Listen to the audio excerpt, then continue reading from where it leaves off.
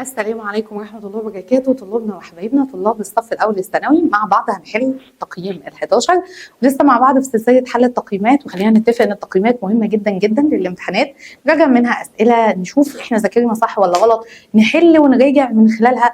فالتقييمات مهمة إلى جانب خلينا متفقين إن هي بيجي منها الاختبارات سواء الشهرية أو حتى امتحانات نص السنة وآخر السنة طبعا.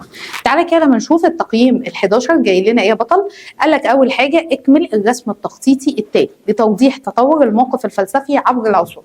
عندنا حاجه اسمها موقف فلسفي. يعني ايه موقف فلسفي يا دكتور بمنتهى البساطه؟ يعني وجهه نظر حضرتك، وجهه نظر القاضي، وجهه نظر المحامي، وجهه نظر اللي هي بتختلف من حد لحد، وجهه النظر اللي هي مش واحده. طيب قال لي بعد كده عندي في تطور للموقف الفلسفي. قال لي في عصور مختلفه للموقف الفلسفي. اول حاجه عندي العصر اليوناني. تعالى كده لما نشوف. قال لي هنا هكتب له كده اول حاجه العصر اليوناني اللي هو عصر سقراط، اللي هو عصر الفلسفه اليونانيه، اللي هو عصر اعرف نفسك بنفسك. بعد كده الفلسفه راحت للعصر الوسيط. العصر الوسيط كان فيه التوفيق ما بين الفلسفه والدين. فاكر الفلسفه والدين؟ كان ده العصر اللي حاولوا فيه الفلاسفه ان هم يوفقوا ما بين الفلسفه والدين، سواء الدين المسلم او الدين المسيحي. طيب بعد كده رحنا للعصر الحديث. الفلسفه اللي هي اليونانيه والعصر الوسيط بقت على جنب كده شويه، واصبح عندنا البيكون. العصر الحديث اللي هو بيكون، اللي هو ابتدينا بقى ان احنا نعتمد على المنهج العلمي ونعمل ملاحظه ونعمل تجارب لحد ما نوصل لقوانين، لحد ما الفلسفه دلوقتي بقت في العصر الحالي او العصر الراهن فلسفه تطبيقيه تهتم بمشكلات الانسان بقضايا الحياه. عندنا فلسفه البيئه مهمه، عندنا فلسفه البيوتيقه، عندنا فلسفه ليها علاقه بالذكاء الاصطناعي، عندنا فلسفه ليها علاقه بمشاكل القضايا النسويه اللي هي قضايا النساء والمراه. فعندنا فلسفه ليها علاقه بحياتنا. يبقى دول الاربع عصور بتوع الفلسفه. تعالى كده حبيبي لما نشوف السؤال اللي بعديه بيقول لنا ايه. منطق. اكمل الجدول المقارنه توضح من خلاله الفرق بين التقابل بالتضاد والدخول تحت التضاد. كلام سهل وبسيط ما فيهوش اي حاجه. مربع ارسطو ده وحياه لا اله الا الله اسهل حاجه موجوده في المنهج. قال لي التقابل بالتضاد ده مربع ارسطو، لازم الاول تبقى انت عارفه. كيف ميم كيف سين، جيم ميم جيم سين. احنا عندنا هنا ده بنسميه تضاد وده بنسميه دخول تحت التضاد. مش هو تحت اهو؟ يبقى ده دخول تحت التضاد. يبقى التضاد فين هنا ما بين القضيتين دول اللي هما كيف ميم كاف سين. لو انت بصيت لهم هتلاقيهم ان هما اتفقوا في الكم اختلفوا في الكيف. متفقين كما مختلفين كيفا.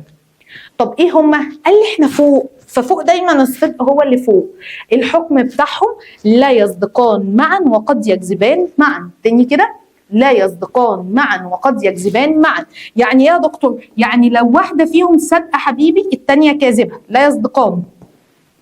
طب لو واحده كاذبه الثانيه مجهوله الحكم، يعني انا مش عارفه، غير معروفه، مش عارفه اذا كانت صادقه ولا كذابه، ممكن تبقى صادقه وممكن تبقى كذابه.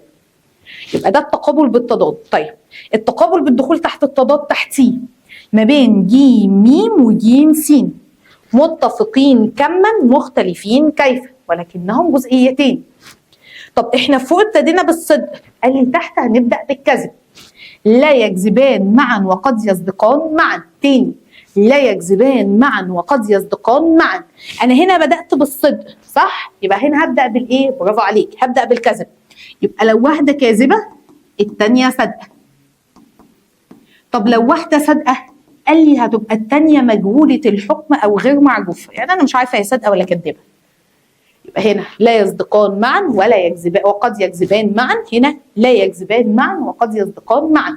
صادقه كذابه غير معروفه او مجهوله. هنا ببدا بالكذب. كذابه صادقه غير معروفه او مجهوله. كلام سهل وبسيط، كل اللي عليك ان انت هتحفظ وتطبق، لا اكتر ولا اقل من كده.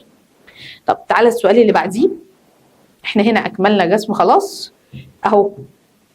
المربع ارسطو كله هنا اهو كاف ميم وكاف سين تضاد. كليتين متفقين في الكم مختلفين في الكيف. لازم تعرف الكلام ده كويس قوي. لا يصدقان معا وقد يكذبان معا. يبقى انا بدات فوق بالصدق. لا يصدقان وقد يكذبان. تحت تحت الدخول تحت التضاد ج م وج س، لا متفقين في الكم مختلفين في الكم ولكنهم جزئيتين.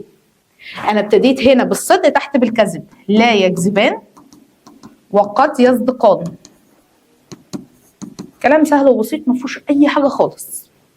طيب قال لحضرتك تعالى كده لما نشوف الاسئله اللي جايه لنا قال لحضرتك فيها ايه. احنا شرحنا الكلام ده وشرحنا ده تمام كده، شرحناه وقلناه. بيقول لحضرتك يرى بعض المفكرين ان العقل وسيله قويه ومساعد ضروري لفهم واثبات وتفسير حقائق الوحي الذي يبقى هو المصدر والغايه. طيب العقل وسيله لحياه الوحي، حياه الوحي ده اللي هو الدين. تعالى كده من نكتب هنا حياه الوحي ده اللي هو الدين.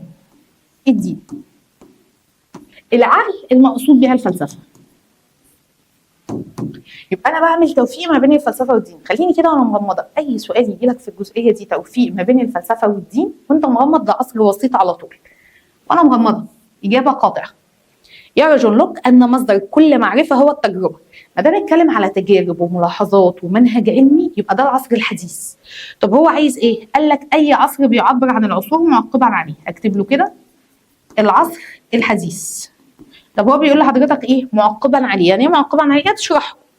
طيب هكتب له كده حيث يهتم ذلك العصر بالمشاهده والتجريب العلمي والمعملي والقيام بملاحظه. سطر لا اكتر ولا اقل. يبقى العصر ده اهتم بالملاحظه وبالتجارب وبالمنهج العلمي. لو كان عصر بيكون كان المنهج اللي موجود فيه المنهج العلمي. تعالى كده لما نشوف السؤال اللي بعديه في المنطق جاي لنا ايه.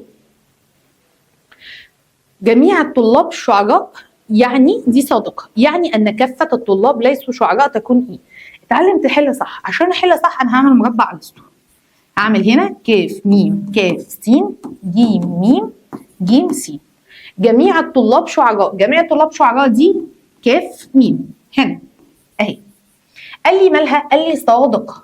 طيب كافه الطلاب ليسوا شعراء، كافه الطلاب ليسوا شعراء هنا. طيب قال لي ان دي صادقه، احنا اتفقنا صادقه كدابه، كدابه غير معروفه، يبقى دي صادقه اللي قدامها ايه على طول يا دكتور؟ برافو عليك، اللي قدامها كاذبه. فين كاذبه؟ اهي. يبقى انا باخد القاعده وبطبقها. بعض الكلام لا يحمل معنى، بعض الكلام يحمل معنى. اكشف نوع التقابل. انا همسك القلم اهو. بعض الكلام ده بعض ج وفي لا يبقى ج س. بعض الكلام يحمل معنى ج مفيش سلب يبقى م. ج س وج م. فين ج س وج م؟ اهي. يبقى التقابل اللي ما بينهم تقابل بالدخول تحت التضاد. يبقى انا هكتب له كده نوع التقابل بينهم تقابل بالدخول تحت التضاد. طيب اللي بعد كده اللي بعد كده الحقيقه مفيش بعد كده لان ده اختبار شهر نوفمبر فما نزلناش تقييمات عليه. بس خلينا فاكرين ان احنا ان شاء الله هننزل لك بالتقييم ال 12 على طول. راجع التقييمات وحل من خلالها لان هي مهمه جدا جدا. لو في اي سؤال اكتبه لنا في الكومنتات، نبقى مبسوطين بالكومنت اللي انت بتكتبه لنا وبيدينا باور ان احنا نكمل معاك ان شاء الله. اشوفكم على خير في التقييم اللي بعديه. السلام عليكم ورحمه الله وبركاته.